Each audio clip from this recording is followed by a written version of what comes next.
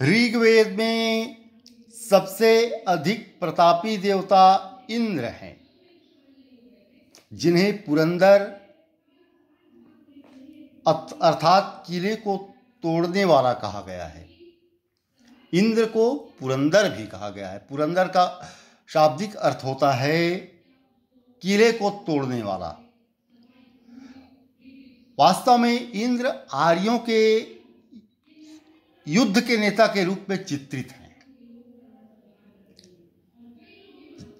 जिसने असुरों से लड़ने में आर्य सैनिकों का नेतृत्व किया और उन्हें विजय दिलाई।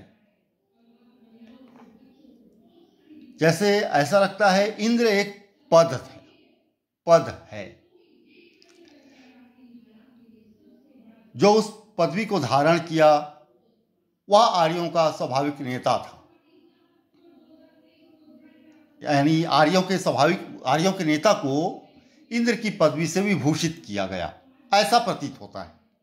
और जिसने युद्ध में आर्यों का नेतृत्व किया, आर्यों का संघर्ष जिनसे हुआ उन्हें दस्यु, असुर और कई नाम दिए गए।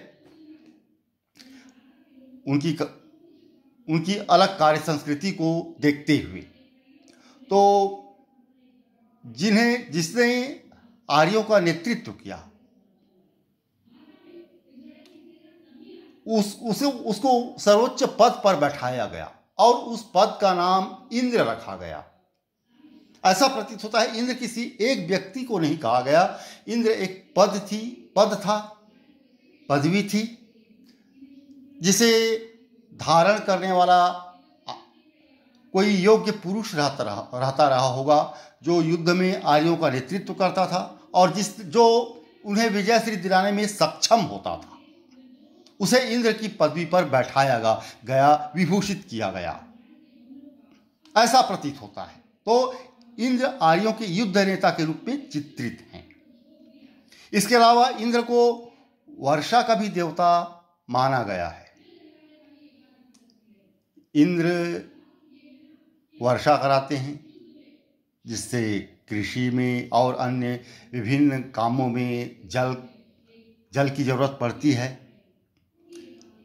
सिंचाई के लिए, पीने के लिए और अन्य निस्तारण के लिए, हर प्रकार के लिए जल की जरूरत पड़ती है। तो वर्षा के जल से ये सब निस्तारण होता है। तो इंद्र को वर्षा का भी देवता माना गया है। इंद्र आर्यों का युद्ध नेता भी था, वह वर्षा कराने वाला भी देवता भी था। इंद्र के कुपित होने से वर्षा नहीं होती, इंद्र प्रसन्न होते हैं तो वर्षा होती है, ऐसा इंद्र को चित्रित किया गया। और इंद्र आर्यों के स्वाभाविक सर्वप्रमुख देवता थे आरंभ में। ऐसे ही वीडियोस पाने के लिए मेरे चैनल को लाइक करें, शेयर करें, सब्सक्राइब करें। धन्यवाद।